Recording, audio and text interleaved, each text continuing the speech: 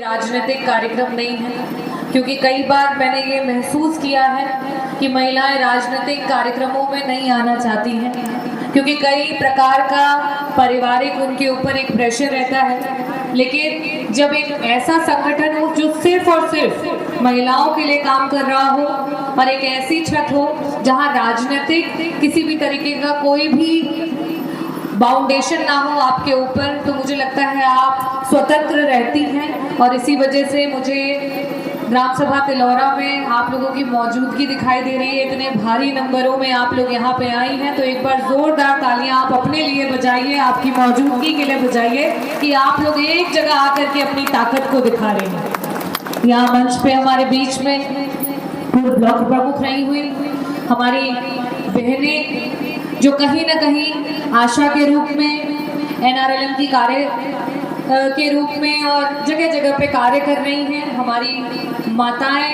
हमारी बहनें, हमारी भाभियां, सभी लोग यहाँ पे उपस्थित हैं। मैं हाथ जोड़ करके आप सभी का मछली शहर विधानसभा में तिलौरा की धरती पे जोरदार स्वागत करती हूँ।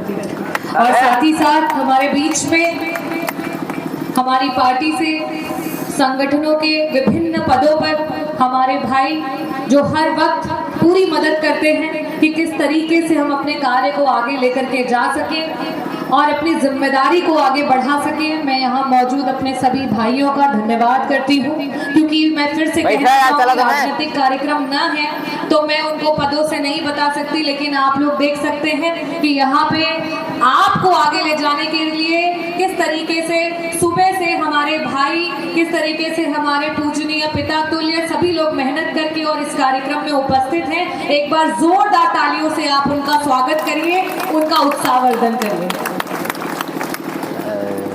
जब भी ऐसे कार्यक्रम होते हैं, ज्यादातर जब चुनाव आता है तब होते हैं, तब पता रहता है, हम लोग जानते हैं, अरे चुनाव बा बहिनी, वोट मांगे आए हुए हैं, एक बने बुले लें। तब उस समय सारी महिलाएं जाती हैं, एक जगह बुलाया है, वोट मांगने आए हैं। अचानक से ऐसा कार्यक्रम होना जहाँ चुनाव भी नहीं, वोट की बात भी नहीं, और तो सबके दिमाग में खलबली मच गई, ऐसा क्या है, ऐसे क्यों बुलाया गया।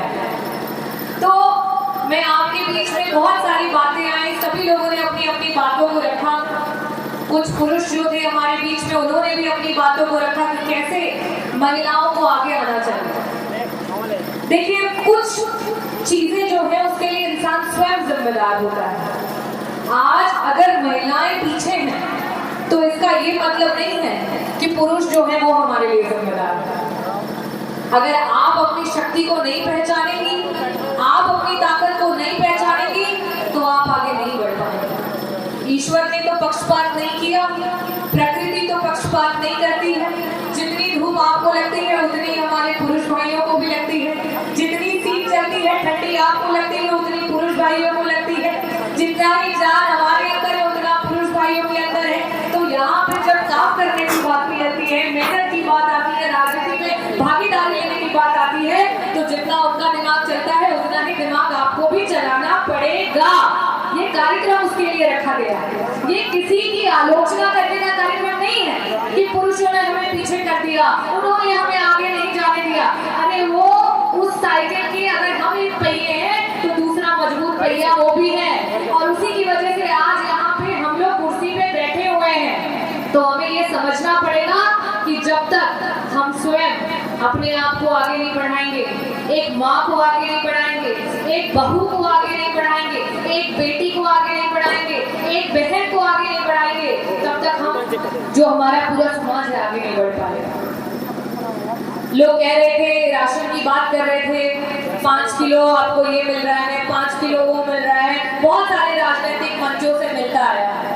मैं जब इस कार्यक्रम के बारे में सोच रही थी, क्योंकि आप भी जानते हैं कि मैं राजनीतिक नहीं रही, मैं यहाँ आने से पहले राजनीति में मात्र 3 साल, अब जो 10 मार्च को 3 साल जो है हुए हैं, उससे पहले मैं डॉक्टर रही और ऐसे परिवार से हूँ, एक छोटा सा परिवार जहाँ पे 3 बेटियां और 1 बेटा।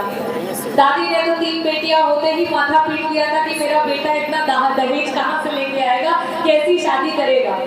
लेकिन माँ और पिताजी, इनको पूरा भरोसा था कि अगर हम पढ़ाएंगे तो चाहे बेटा हो या बेटी, एक दिन जाकर के ये इतने काबिल हो जाएंगे कि चाहे वो दहेज हो, चाहे वो नौकरी हो, चाहे जीवन यापन हो, कभी सोचना नहीं पड़ेगा। और इसी की बदौलत, इसी की देन कि अगर बेटा जो है अंग्रेजी मीडियम में गया पढ़ने तो बेटी को भी अंग्रेजी मीडियम में भेजा, और आज हम तीनों बहनें डॉक्टर हैं, हमारा भाई जो है वो आगे जाकर के काम कर रहा है, और सभी बराबरी से आगे बढ़े हैं। तो ये सोच जो आई वो सिर्फ पिता की नहीं आई, एक माँ की भी आई। और माँ तो कभी पक्षपात नहीं करती। माँ अपने खून से, अपने दूध से अपने बच्चे को सींचती है। तो माँ के लिए तो चाहे बेटा हो चाहे बेटी हो वो बराबर है कि नहीं है, बराबर। लेकिन कहीं ना कहीं समाज में एक ये सोच बनती चली आई है कि बेटा अपने पास रह जाएगा और बेटी कहीं दूर चली जाएगी। लेकिन अपने दिल पे हाथ रख के बताइए, बेटी कितनी भी दूर शादी कर दो, लेकिन जब एक बार खांसी और जुकाम हो जाए तो बेटी फोन करके 10 बार पूछती है, ए मम्मी ठीक बाऊ, तुम्हारा जुकाम ठीक भया, तुम्हारा खांसी ठीक भया। बेटा तो एक बार को भूल भी जाता है अपने काम में, लेकिन बिटिया आपकी कभी नहीं भूलती।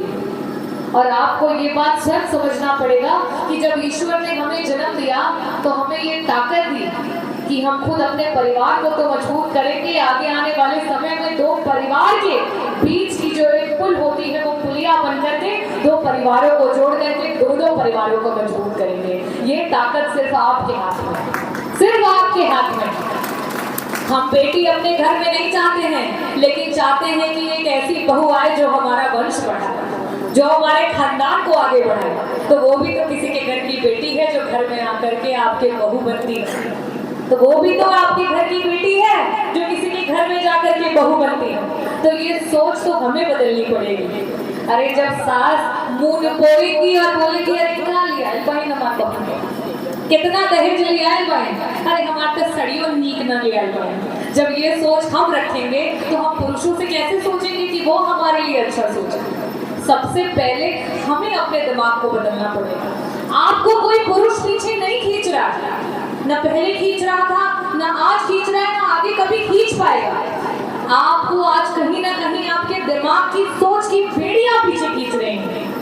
अगर हम बात करते हैं बेटे और बेटी को समानता पढ़ाने की, तो हम ये नहीं कहते आप अपने बच्चों को कहीं दूर कहीं बाहर भेज दीजिए। हम नहीं कहते कि उनको सारे संस्कारों से दूर रख करके सारी आजादी दे दीजिए। एक माँ सबसे पहली गुरु होती है। कहते हैं कि भगवान से भी पहले अपने गुरु के पैर छूने चाहिए, अपने माँ के पैर छूने चाहिए। लेकिन बतौर माँ क्या हम अपना कर्तव्य निभा रहे हैं? हाँ, एक बेटी, मुझे आए दिन पुलिस से, थानों से पता चलता है कि फलाने की जो बेटी है वो भाग गई, मात्र 15 साल की थी, मात्र 16 साल की थी। वो पूरा परिवार तहस नहस हो गया, परेशान है, बेटी नहीं मिल रही।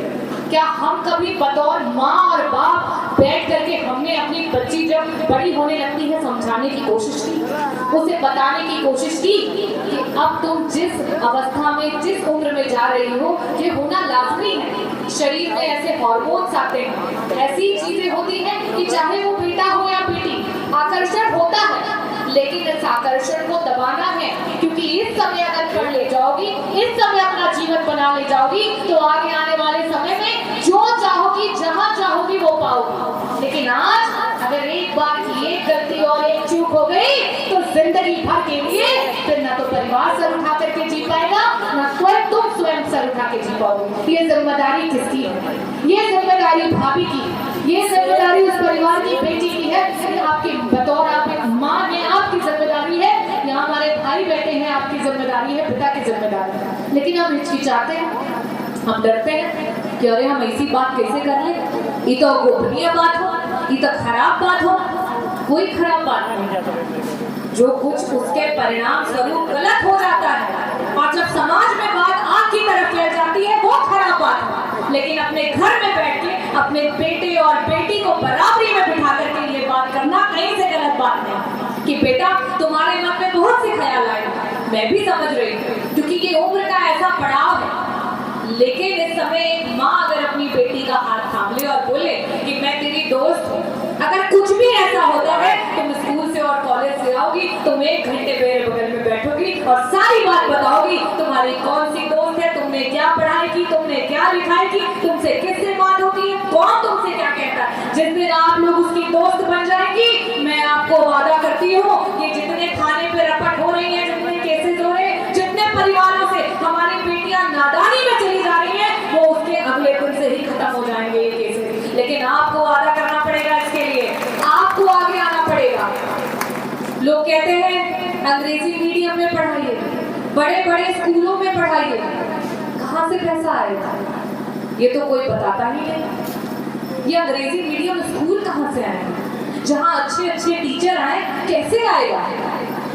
हमें तो सिर्फ यही बताया जाता है, अरे देखा ही प्रधानी का चुनाव लड़ पाए, इनके वोट देना तो हर नाली बन जाए, इनके वोट देना तो हर खड़ंजा लग जाए, ये देखा ही चुनाव लड़ पाए प्रमुखी, इनके वोट देना तुम्हारी काम हो जाए, अरे देखा ही विधायकी का चुनाव लड़ पाए, कल के इनके वोट देना तो हर सड़क बन जाए, इस सांसद का चुनाव लड़ पाए, इनके ही देना ये काम करा दें। लेकिन हमारे काम तो आते जाते रहेंगे, क्या सड़कें नहीं बनी?